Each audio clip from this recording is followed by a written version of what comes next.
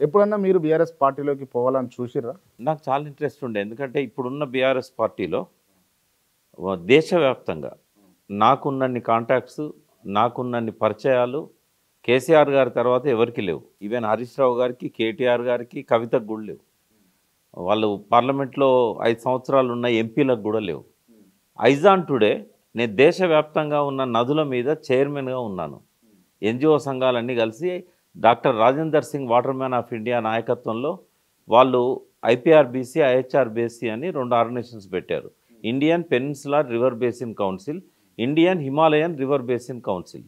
హిమాలయ నదులు 3 ఉన్నాయి, బ్రహ్మపుత్ర, గంగా, సింధు. ఆ 3 నదులకు వేరే కమిటీ ఉంటుంది.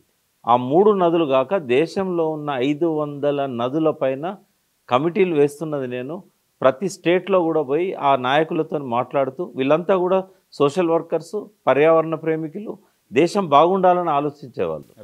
బీఆర్ఎస్ ఏదైతే ఉన్నదో ఒక ప్రత్యామ్నాయ ప్రజల రాజకీయాన్ని దేశంలో పరిచయం చేయాలనుకున్నది.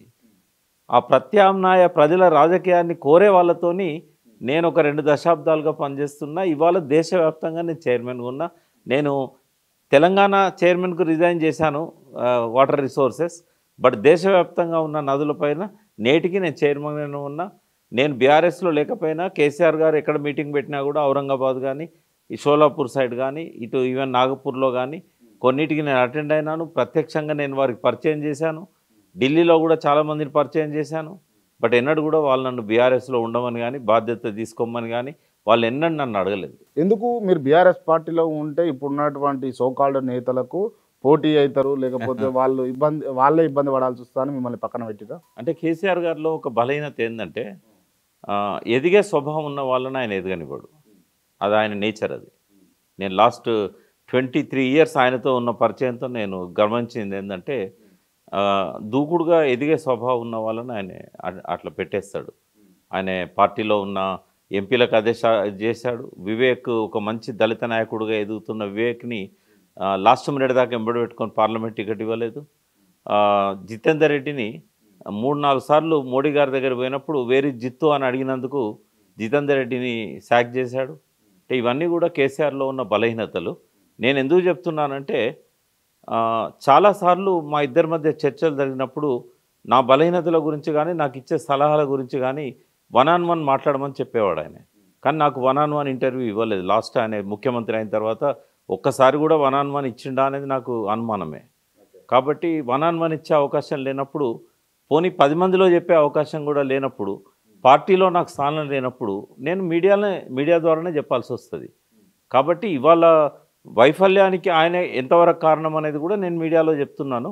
వ్యక్తిగతంగా ఆయన బలహీనతలను కూడా, ఎందుకంటే ఇప్పుడు కాకపోతే ఇంకా సరి చేసుకోవడానికి ఆయనకు జీవితంలో మళ్ళీ అవకాశం రాదు. This is the last opportunity. ప్రజలు ఇవాళ ప్రతిపక్షంలో కూర్చోబెట్టారు. ఆయన లోపల ఒక ఉన్నతమైన మహానుభావుడు ఉన్నాడు. ఎట్ ది సేమ్ టైం ఒక బలహీనమైన నాయకుడు ఉన్నాడు. ఆ బలహీనతలను ఆయన వదులుకోకపోతే నేనేం ఆశించట్లేదు ఆయన నుంచి కానీ, ఆయన పార్టీ నుంచి కానీ. What ever he said he has given, ఇచ్చిండు. నాకు ఏమి ఇవ్వాలనో ఆయన ఇచ్చేసిండు. నేను ఇంకా ఆయన బలహీనతలను ఎవరో ఒకరు చెప్పకపోయినట్టయితే ఆయన ఫ్యూచర్ జీరో అవుతుంది. దేశానికి కేసీఆర్ కావాలి. కేసీఆర్ లాంటి విజన్ ఉన్న నాయకుడు లేడు. ప్రజలకు సంబంధించినంత వరకు, ప్రకృతికి సంబంధించినంత వరకు, అభివృద్ధికి సంబంధించినంత వరకు ప్రజలను ప్రేమించే నాయకుడు కూడా కేసీఆర్ లాగా ఎవరు లేరు. ఇవాళ సమకాలీన రాజకీయాలలో అగ్రశ్రేణి నాయకుడు ఆయన. అటువంటి నాయకుడిని బలహీనతలను ఆయనతో డిస్కస్ చేయడం కానీ, మాకు కనిపించిన బలహీనతలు ఆయన యొక్క బలహీనతలు కాకపోవచ్చు. రాజకీయాలలో ఇట్లే ఉంటాను అని అనుకోవచ్చు.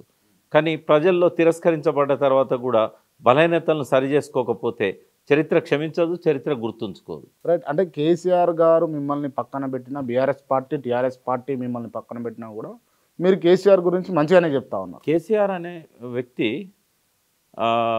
చరిత్రలో ఎప్పటికీ ఆయన జాతిపితగా మిగిలాలనుకున్నాడు. నాకేమనిపిస్తుందంటే ఆయన జాతిపిత అవుతాడో కాదో కాలం నిర్ణయిస్తుంది. కానీ ఈ దేశానికి కేసీఆర్ లాగా ఆలోచించే నాయకుడు లేడు. కేసీఆర్ లాగా ప్రజలను ప్రేమించే నాయకుడు లేడు. ప్రజలు అడగకుండా వాళ్ళకి ఏం కావాలనో అర్థం చేసుకొని వాళ్ళ సమస్యలను పరిష్కరించే నాయకుడు కూడా లేడు. కేసీఆర్ ఎక్కడ ఫెయిల్ అవుతున్నాడు అంటే ఆర్గనైజేషన్లో ఫెయిల్ అవుతున్నాడు. ఆయన ఒక మంచి ప్రజానాయకుడు కానీ మంచి నిర్మాణ కౌశల్యము నిర్మాణ ప్రావీణ్యత ఉన్న నాయకుడు అసలు అంటే మంచి అడ్మినిస్ట్రేటర్ కాదంటారు మీరు. అడ్మినిస్ట్రేటర్ ఆయనే, కానీ ఒక ఆర్గనైజేషన్ స్కిల్స్ అనేటివి లేవు ఆయన లోపల. ఆయన తెలుగుదేశంలో ఉన్నప్పుడు ఆయన కళ్ళ ముందట నిర్మాణం జరిగింది, ఆయన నిర్మాణంలో భాగం.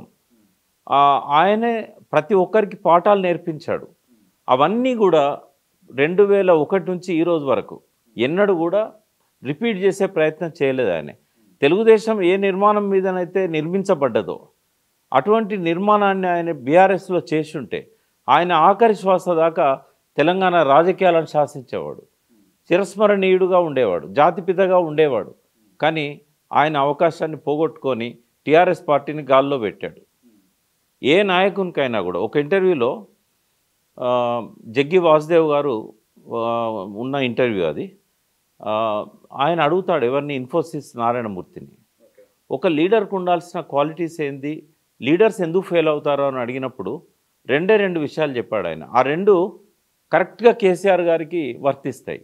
ఒకటేమన్నాడంటే ఫీడ్బ్యాక్ అనేది తీసుకోకపోతే అతను నాయకుడే కాడు అన్నాడు, అతను డైరెక్షన్ ఇవ్వలేడు అని అన్నాడు. బీఆర్ఎస్లో పెద్ద లోపం ఏంటంటే ఫీడ్బ్యాక్ తీసుకోకపోవడం. ఈ 5 ఏళ్ళని 10 ఏళ్లలో కానీ ప్రజలలో ఏం జరుగుతుంది, ఏం ఆలోచిస్తున్నారు, ఎటువంటి దుష్ప్రచారానికి ప్రజల్లో ప్రాధాన్యత పెరుగుతున్నది, ఏ ప్రచారాన్ని తిప్పికొట్టాలి, ప్రజల మనసులను ఎట్లా గెలుచుకోవాలి, ఈ విషయాలలో ఫీడ్బ్యాక్ అనేది కేసీఆర్ గారు తీసుకోలేదు. ఇంటెలిజెన్స్ వాళ్ళేమో చెప్పాలనుకోలేదు, జరుగుతున్నదంతా వాళ్ళకి తెలుసు. బట్ గ్రౌండ్లో ఫీడ్బ్యాక్ ఇవ్వగలిగే నాయకత్వం కేసీఆర్ గారికి లేదు. ఈగో అనేది రెండో పాయింట్. ఈగో వదులుకోకపోతే ఏ నాయకుడు కూడా చిరస్మరణీయుడుగా ఉండలేడు, ప్రజలకు నాయకత్వం వహించలేడు. ఈ రెండు ఏదైతే ఇన్ఫోసిస్ నారాయణమూర్తి జగ్గి వాసుదేవ్తో చెప్పాడో నాయకులు ఎందుకు ఫెయిల్ అవుతారో అనేది ఖచ్చితంగా ఈ రెండు కేసీఆర్ గారు వదులుకుంటేనే ఆయన మళ్ళీ చరిత్రలో ఒక గొప్ప నాయకుడు కాగలుగుతాడు, దేశానికి నాయకత్వం వహించగలుగుతాడు. ఇంటెలిజెన్స్ వాళ్ళు ఎందుకు చెప్పలేదు మీరు అడిగింది, ఆయన లోపల ఇంకొక బలహీనత ఏంటంటే నెగటివ్స్ను ఆయన జీర్ణించుకోడు. నెగటివ్ చెప్పే వ్యక్తిని ఆయన ఓపెన్గా ఖండిస్తాడు, క్రిటిసైజ్ చేస్తాడు. మీకేం తెలుసా అని ముఖం మీద అనేస్తాడు. ఎన్నోసార్లు నేను కూడా చూశాను. నెగటివ్స్ను వినాలి, అన్నీ మనకు అనుకూలంగానే చెప్పడం అనేది కరెక్ట్ కాదు. ఎందుకంటే ప్రియమైన మాటలు చెప్పడం కాదు, హితమైన మాటలు చెప్పేవాడే స్నేహితుడు. ఇది ఎవరు చెప్పారు? వరవర్రావు గారు నా గురించి జయశంకర్ గారి గురించి 2001లో రాశాడు ప్రజాతంత్రలో. ఏమని రాశాడు? కేసీఆర్ పక్కన జయశంకర్ ప్రకాష్ ఉన్నారు, ప్రియమైన మాటలు కాదు చెప్పాల్సింది హితమైన మాటలు అని అన్నాడు. నేను అది కోట్ చేస్తున్నా. ఆ మాటలు విన్న తర్వాత నేను చాలా ప్రభావితమై కేసీఆర్ గారికి చాలాసార్లు హితమైన మాటలు చెప్పే ప్రయత్నం చేసినప్పుడు ఆయన ఒంటరిగా మాట్లాడదాము, అందరి ముందు ఇటువంటి మాట్లాడద్దని కూడా చెప్పాడు. కానీ ఒంటరిగా మాట్లాడే అవకాశం ఈ 10 ఏళ్లలో నాకు దొరకలేదు. ఒకవేళ మీకు కేసీఆర్ గారితో ఒంటరిగా మాట్లాడే సమయం దొరుకుంటే మీరు అన్నీ చెప్పేటోళ్ళ? నేను ఒక్కనే ఆయనకు ఇప్పుడున్న జయశంకర్ గారి తర్వాత ఇప్పుడున్న మొత్తం ఆయన చుట్టూ ఉండే వాళ్ళల్లో కానీ ఆయనతో ఒకప్పుడు బాగా క్లోజ్గా ఉన్న వాళ్ళల్లో కానీ కొంత హరీష్ రావు గారు అడుగుతూ చెప్తాడు, నేనేమో అడగకుండా చెప్తాను. కానీ ఆయన దాన్ని పాజిటివ్గా డైజెస్ట్ చేసుకోడు. జయశంకర్ గారు చనిపోయే ముందు నేను ఆయనతో మాట్లాడిన లాస్ట్ మాటలు ఏంటంటే, కేసీఆర్ గారితో నా సంబంధం ఎట్లుండాలి, అప్పుడు నేను పార్టీలో లేను 2011లో. అంటే నీకేమన్నా పదవుల మీద ధ్యాస ఉందా అన్నాడు. లేదు అన్నాను. నాకు తెలంగాణ కావాలి, పదవుల గురించి నాకేం ఇంట్రెస్ట్ లేదు అంటే, పిలువంది పోకు అడగంది చెప్పకు అన్నాడు. నేను అదే మెయింటైన్ చేశాను. ఆయన పిలువంది నేను పోలేదు, ఆయన అడగంది నేను చెప్పలేదు. అక్కడ ఉన్న వాళ్ళు ఎవరు కూడా ఆయన నీ పేరు ఇది కాదు అంటే అవును సార్ నా పేరు ఇది కాదు అనేవాళ్ళే, కానీ ఒక్కరు కూడా ధైర్యం చేసి ఏం జరుగుతుందో చెప్పేవాళ్ళు లేరు. ఎందుకు అంటే అటువంటి మనస్తత్వాన్ని కేసీఆర్ గారు కలిగి ఉన్నారనే విషయం చుట్టూ ఉన్న వాళ్ళకి తెలుసు. వాళ్ళు ఫీడ్బ్యాక్ కూడా సరిగ్గా ఇవ్వలేదు. రైట్. ఒకవేళ అంటే కేసీఆర్ గారు కనుక ఒకవేళ ఈ ఫీడ్బ్యాక్ అంతా తీసుకొని నెగిటివిటీని అంతా తీసుకొని ఉంటే ఇప్పుడు అధికారంలోకి వచ్చేవాడా? ఆయనకు కరెక్ట్గా ఇంటెలిజెన్స్ వాళ్ళు గైడ్ చేసినా కూడా దాన్ని ఆయన పాజిటివ్గా తీసుకున్నా కూడా ఒక 25-30 మందిని మార్చాల్సి ఉండే. క్రాంతి గారు తప్పులు చేసిన ఎమ్మెల్యేలు 2-3 ఉన్నారు. అంటే ఎటువంటి తప్పులు అంటే చరిత్ర ఎప్పుడు కూడా వాళ్ళను హంతకులుగానే చూస్తుంది, రేపిస్టులుగానే చూస్తుంది. మహిళలతో అక్రమ సంబంధాలు బయటకు వచ్చిన తర్వాత కూడా సోషల్ మీడియాలో దుమారమై ప్రచారం అవుతున్న సమయంలో కూడా రోడ్డు మీద హస్బెండ్ వైఫ్ను పట్టబగలు నరికేసిన సందర్భాలను కానీ వాటి వెనకాల అక్యూజ్డ్ లిస్ట్లో ఒక మాజీ ఎమ్మెల్యే ఉన్నాడన్న తర్వాత కూడా బహిరంగంగా దళిత బంధులో కమిషన్లు తీసుకుంటున్నారని ఆయనే ఎమ్మెల్యేలకు చెప్పిన సందర్భంలో కూడా అటువంటి వాళ్ళని క్షమించి మళ్ళీ టికెట్ ఇవ్వడాన్ని ప్రజలు జీర్ణం చేసుకుంటారా? ఒకటి. రెండవది, అవి ఆ కాన్స్టిట్యున్సీకే పరిమితం అవుతాయా?